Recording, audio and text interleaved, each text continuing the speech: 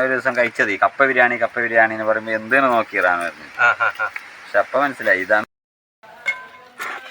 അപ്പോൾ നമ്മുടെ ഇന്നത്തെ കപ്പ ബിരിയാണി ഇവിടെ റെഡി ആയിട്ടുണ്ട്. ഹായ് ഫ്രണ്ട്സ്, എല്ലാവർക്കും കല്ലറയുടെ കലവറയിലേക്ക് വീണ്ടും ഒരിക്കൽ കൂടി സ്വാഗതം.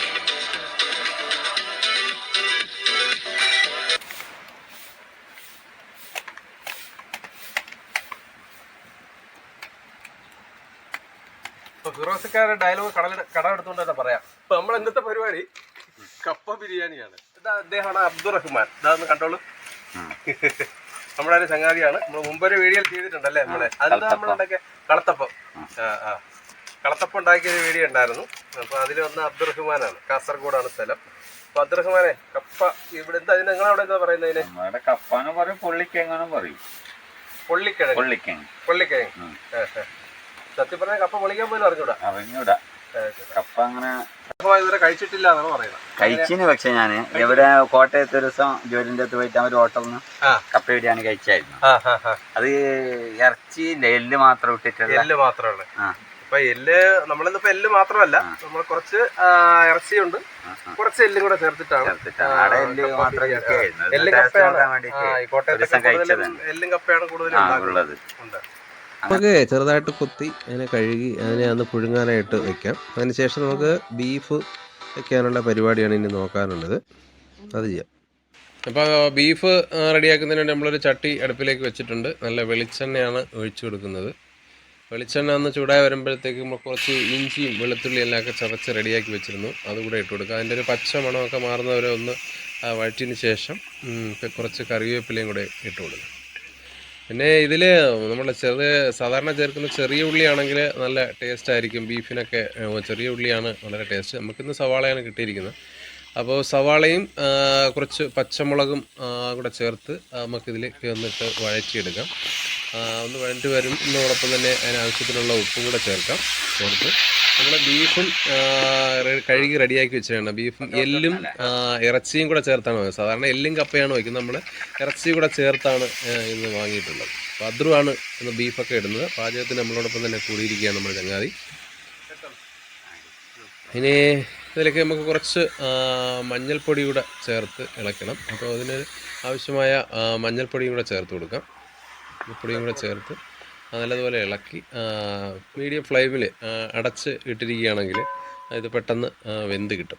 അതിൽ ബീഫ് വേവാനുള്ള വെള്ളം ഇതിൽ നിന്ന് തന്നെ ഊറി വരികയും ചെയ്യും. അപ്പോൾ നമുക്ക് അടച്ചു വയ്ക്കാം.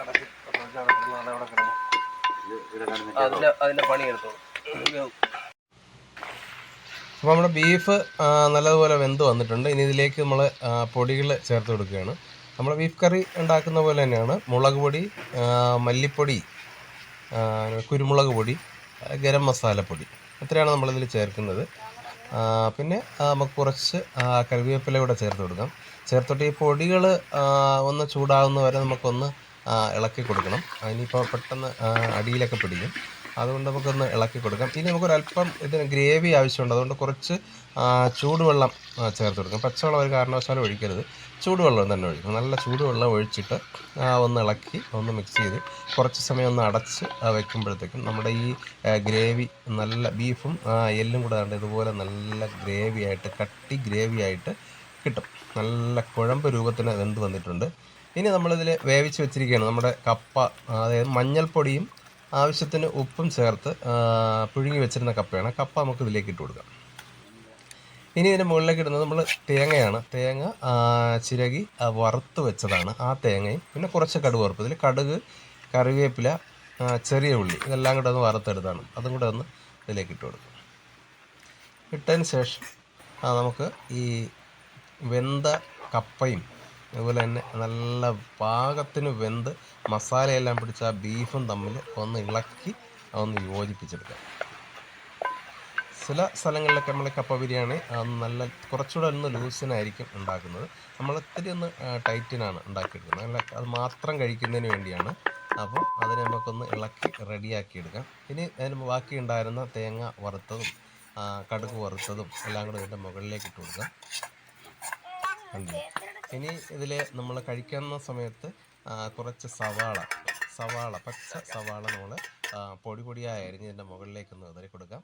അപ്പോൾ ഇത്രയേ ഉള്ളൂ. വളരെ സിമ്പിളായിട്ട് നമുക്ക് വീട്ടിലുണ്ടാക്കാൻ പറ്റുന്ന ഒന്നാണ് കപ്പ ബിരിയാണി ആണല്ലേ, നമ്മുടെ കപ്പ കാണുമ്പോ തന്നെ കഴിക്കാൻ തോന്നുന്ന കപ്പ ബിരിയാണി. പൊളി സാധനം, ഒരു കഴിക്കും ഞാൻ. അടിപൊളി സൂപ്പർ കപ്പ ബിരിയാണിയാണ്. അപ്പോൾ നമ്മുടെ ഇന്നത്തെ കപ്പ ബിരിയാണി ഇവിടെ റെഡി ആയിട്ടുണ്ട്. നല്ല അടിപൊളിയായിട്ടാണ് ഇരിക്കുന്നത്. അപ്പോൾ ഇത് കഴിക്കാനായിട്ട് നമുക്ക് ഒരു ഗസ്റ്റ് കൂടി ഉണ്ട്. അപ്പോൾ നമ്മൾ മാത്രം കഴിച്ചാൽ പോരാ. അദ്രു കാസർഗോഡാണ്. അദ്രു ആണ് ഇന്ന് കപ്പ ബിരിയാണി ടേസ്റ്റ് ചെയ്തതിന്റെ അഭിപ്രായം പറയുന്നത്. ഇത് അവരുടെ നാട്ടിലൊന്നും കപ്പ ബിരിയാണി ഒന്നും ഉണ്ടാക്കാറില്ല, കപ്പ പോലും അങ്ങനെ വലുതായിട്ട് ഉപയോഗിക്കാറില്ലെന്നാണ് പറയുന്നത്.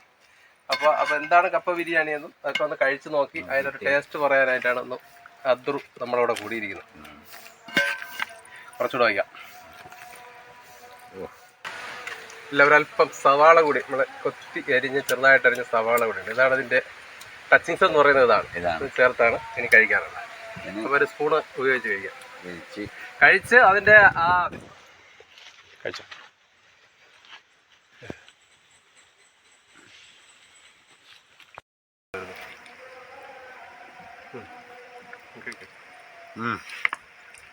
അടുത്ത കാലത്തൊന്നും ഒരു മട്ടൻ ബിരിയാണി കഴിച്ചിട്ടാ ഈ ടേസ്റ്റില് സൂപ്പർ.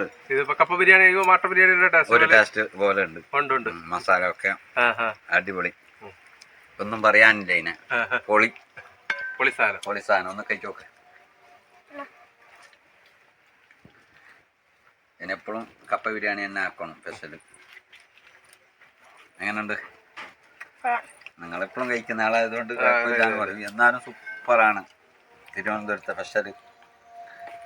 കാസർഗോഡ് ഇങ്ങനത്തെ കിട്ടുന്നുണ്ടെങ്കിലല്ലേ നമുക്ക് ഡെയിലി ഏകദേശം ഇത് തന്നെ ഒരു മാതൃക ഫുഡ് ആക്കായിരുന്നു. വളരെ സിമ്പിൾ, പെട്ടെന്ന് ചെയ്യാൻ പറ്റുന്നതാണ്. വളരെ സിമ്പിളായിട്ട് ചെയ്യാൻ പറ്റുന്നതാണ്. വലിയ ജോലിയൊന്നുമില്ല. നമുക്ക് ഇപ്പോൾ ഞായറാഴ്ച ദിവസമൊക്കെ നിൽക്കുന്ന സമയത്ത് കുറച്ച് ബീഫ് എന്ന് പറയുമ്പോൾ എല്ലും കപ്പയും കൂടെ, എല്ല് തന്നെ വാങ്ങണം. എല്ലും ബീഫും കൂടെ തന്നെ വാങ്ങണം. അതുകൂടെ ചേർത്ത് വേണം ഇതിലേക്ക് ഉപയോഗിക്കും. എങ്കിലാണ് കൂടുതൽ നല്ല ടേസ്റ്റ് ആയിട്ട് വെന്തിട്ടുണ്ട്. ഇത് നമ്മളെ എടുത്തിട്ട് വാരിയലിന്റെ ഭാഗമാണ് കുറെ എടുത്തിരിക്കുന്നത്. വാരിയലിന്റെ ഭാഗം നല്ല ടേസ്റ്റ് ആണ്. അതിൽ ഇറച്ചി കാണും, എല്ലിനോടൊപ്പം തന്നെ ഇറച്ചിയും കാണും. അതുകൊണ്ട് നല്ല ടേസ്റ്റ് ആയിരിക്കും. പിന്നെ കോട്ടയത്ത് കഴിച്ചിട്ടുണ്ടല്ലേ? അത് ഇതുപോലല്ല, അത് വേറെ ടൈപ്പാണ്. അത് വേറെ തന്നെ ഒരു ടൈപ്പാണ്. ഈ ടൈപ്പ് കഴിക്കുന്നതും കാണുന്നതും ആദ്യമാണ് ഫസ്റ്റ് ആയിട്ട് തന്നെ. ഇങ്ങനത്തെ തന്നിട്ടുണ്ടാവില്ല. അപ്പോൾ താങ്ക് യു. Bye bye.